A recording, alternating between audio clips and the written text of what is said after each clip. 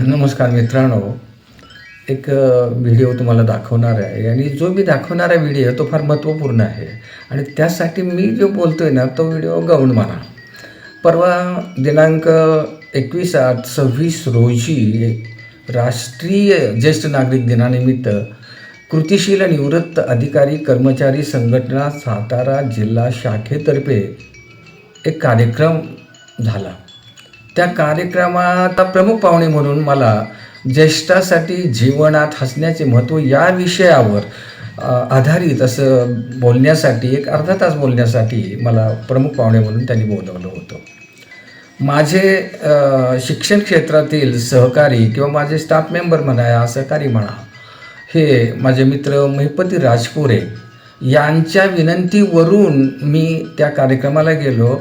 कार्यक्रम खूप चांगला झाला आहे, काही वेगळं सांगायला नको, कारण माझा आवडता विषयच त्यांनी मला दिला होता. विषय काय होता की ज्येष्ठासाठी जीवनात हसण्याचे महत्त्व. कृतिशील हे जे नाव त्यांनी त्यांच्या ज्येष्ठ नागरिक संघटनेला दिले ते फार महत्त्वपूर्ण आहे, कारण त्या संघटनेचे जे अध्यक्ष आहेत ना, ते अध्यक्ष माझे बंधुराज यांचे ते प्राचार्य होते. किसनवीर महाविद्यालयात ते काही काळ प्राचार्य होते आणि ते या संघटनेचे कार्यकारी अध्यक्ष आहेत. त्याच पद्धतीनं उपाध्यक्ष म्हणून प्रकाश जाधव आहेत, सचिव म्हणून ज्ञानेश्वर ढाणे काम करतात, उपाध्यक्ष म्हणून नामदेव यादव वगैरे, आणि संपूर्ण कार्यकारी मंडळ हे या संघटनेत कार्यरत असते. तर मित्रांनो, मी आत्तापर्यंत म्हणजे 1981 सालापासून ते 2026 सालापर्यंत 700च्या आसपास कार्यक्रम केलेले आहेत. त्यात कविता वाचन आहे, कथाकथन आहे, हसणे या विषयावरची व्याख्याने आहेत, कविता, विनोदी कार्यक्रम, या सर्व विषयावर मी कार्यक्रम केलेले आहेत. जे मला बोलवतात कार्यक्रमासाठी ते मला विषय देतात. मी त्यांना म्हणतो, तुम्ही जो विषय तुम्हाला द्यायचा आहे तो द्या आणि मला जे बोलायचं आहे ना ते मी बोलेन, पण तुमचा वेळ वाया घालवणार नाही. पण मला या कार्यक्रमात एक जाणवले की आत्तापर्यंतच्या कार्यक्रमात बऱ्याच लोकांनी माझा परिचय करून दिला, पण ह्या 21 ऑगस्ट 2026च्या कार्यक्रमात माझे मित्र श्री महिपती राजपुरे सर यांनी जो काय माझा परिचय करून दिला तो परिचय फार अभ्यासपूर्ण होता आणि तो एकदम तंत्रशुद्ध पद्धतीनं तो दिला. आजच्या 700 कार्यक्रमात असा परिचय मी कोणाकडूनही कुठेही ऐकलेला नाही. याचं एक मला औत्सुक्य वाटलं, म्हणून मी हे अभिमानानं तुमच्यापुढं सांगतो आहे. तर तो परिचय मी आपणासाठी व्हिडिओद्वारे पोचवत आहे, दाखवत आहे आणि तो आपण पाहावा, ऐकावा एवढीच मी आपल्याला नम्र विनंती करतो. धन्यवाद. आज प्रमुख वक्ते सुरेश शिंगटे हे साहित्यिक आहेत. खरं तर आम्ही सुरेश शिंगटे आणि आम्ही दोघंही एका संस्थेमध्ये काम करत होतो शिक्षक म्हणून, मराठी गणिताचा शिक्षक. तर ते त्यांचं गाव आहे ते मर्डे, बाकी मर्डे साहित्यिक माहिती आहे तुम्हाला, एक कवी आणि लेखक. तर त्यांचा वारसा घेऊन त्यांच्याच गावचे हे सुरेश शिंगटे आहेत. त्यांचा जो वारसा चालवता एक साहित्यिक आहे, ते शाळेमध्ये उत्तम शिक्षक आहेत. तर तुमच्या त्याची ओळख करून देताना मला हे एक लिस्ट आणावी लागली, कारण त्यांचे खूप मोठा परिचय आहे, खूप मोठी ओळख आहे. त्यातले महत्वाचे मुद्दे तुम्हाला मी सांगतो या ठिकाणी.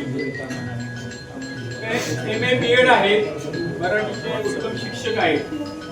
त्यांचं एक वैशिष्ट्य सांगतो तुम्हाला. आम्ही एका शाळेमध्ये होतो, ते वर्गामध्ये जर एखाद्या शिक्षक म्हणून मराठीचा तास सुरू झाला ना, तर त्यांच्या तासाला मुलं एकदम खुश असायची. त्यांचा तास संपूच नाही असं वाटायचं, एवढं ते तन्मन. त्यावेळेला त्यांचा तास झाल्यानंतर माझा गणिताचा तास असायचा, तर ते तर मी तास संपलं तरी ते बाहेर यायचे नाही. दरवाजा ठोठवा लागायचा, शिंपे सर तुमचा तास संपलाय आता, माझा तास गणिताचा. आणि ते बाहेर आल्यानंतर मी ओरडा गेलो तर मुले जरा नाराज असायचे, आणि एवढा चांगला तास चालला होता आणि आता गणितात हे आपल्या डोक्यावर असं वाटायचं. असं शिंपे सर आहे. तर शिक्षक म्हणून ते कार्यरत असताना त्यांनी साहित्यामध्ये फार मोठी सेवा केलेली आहे. त्यांनी लिहिलेली पुस्तकं आहेत, त्यातली काहींची नावं तुम्हाला सांगतो.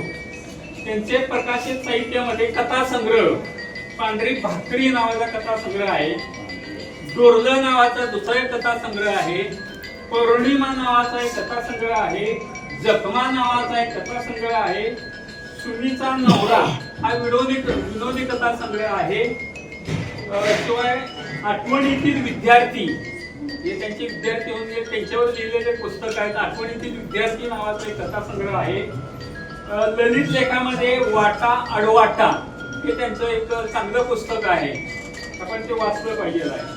कादंबऱ्या लिहिलेल्या आहेत त्यांनी, त्याच्यामध्ये कालवा कादंबरी, त्यानंतर स्वतःच्या आत्मकथनावर स्वतः त्यांनी लहानपणी जीवनामध्ये जे काही क्लेश त्यांच्या वाट्याला भरपूर असलेले होते जुन्या काळात, तर त्यांनी त्या आत्मक्लेश त्यांच्या कावार या कादंबरीमध्ये लिहिलेले आहे.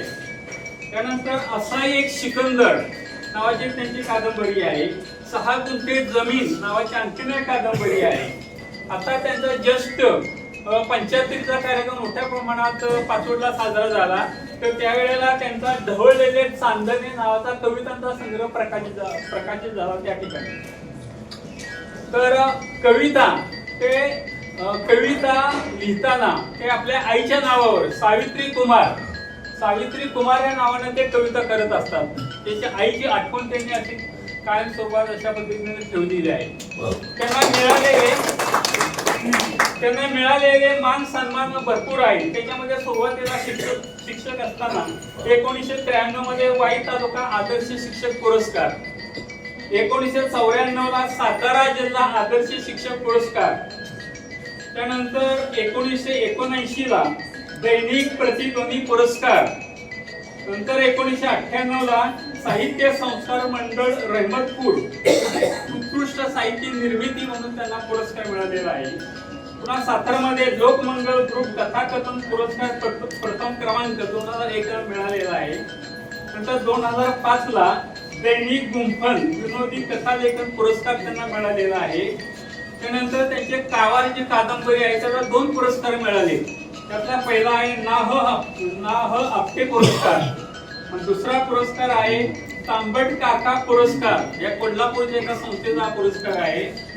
त्यानंतर 5 सप्टेंबरला जो शिक्षक दिन साजरा केला जातो त्यावेळेला महाराष्ट्र शासन आदर्श शिक्षकांना पुरस्कार दिला जातो, तर त्यामध्ये 2008 साली त्यांना महाराष्ट्र सरकारचा आदर्श शिक्षक पुरस्कार त्यांना मिळालेला आहे. त्यानंतर महाराष्ट्राच्या बाहेर सुद्धा त्यांना गुजरातमध्ये पुरस्कार मिळालेला आहे.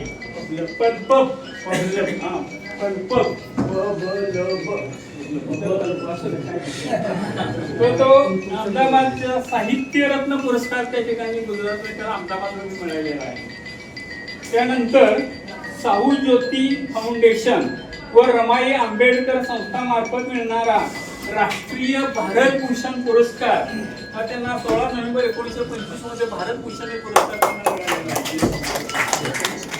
महाराष्ट्र साहित्य परिषद पुणे शाखा भोर यांच्याकडून ग्रामीण बोली भाषेतील कथाकथन स्पर्धेत शब्दाप्पा बसाप्पा या कथेला प्रथम क्रमांक मिळालेला आहे त्यांना. त्यानंतर त्यांनी आणखीनही महत्वाचं म्हणजे पुणे, सातारा, सांगली त्या आकाशवाणी केंद्रावर त्यांचे कार्यक्रम झालेले, त्याच्यामध्ये कथाकथन, चिंतन, कविता वाचन हे कार्यक्रम झालेले आहेत. त्यांचे कथाकथन आणि भाषणाचे म्हणजे हायस्कूल माध्यमावर असतील, कॉलेज माध्यमावर असतील, त्यांचे लेक्चर दिले, कार्यक्रमाला व्याख्यान दिले, त्याच्यामध्ये जवळजवळ 700 कार्यक्रम त्यांचे व्याख्यानाचे झालेले आहेत.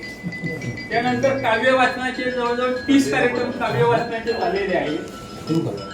20 ते 22 साहित्य संमेलनामध्ये वेगवेगळ्या ठिकाणच्या साहित्य संमेलनामध्ये त्यांनी सहभाग घेतलेला होता. ते पाठ्यपुस्तक मंडळ पुणेचे एक समीक्षक सुद्धा म्हणून त्यांनी काम केलेलं आहे. सुरेश शिंगटे यांच्या समग्र साहित्यावर प्राध्यापक माणिक बनकर यांनी बाबासाहेब आंबेडकर